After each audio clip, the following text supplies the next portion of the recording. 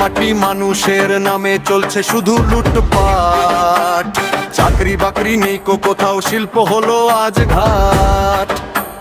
দুর্নীতিতে ভরেছে দেশ, সিন্ডিকেট তোলাবাজ। সোনার বাংলা গড়তে চলো হাতে হাত মেলাইয়া।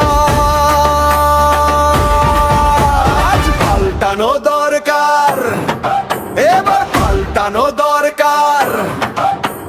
বাংলাতে চাই এবার বিজেপি সরকার।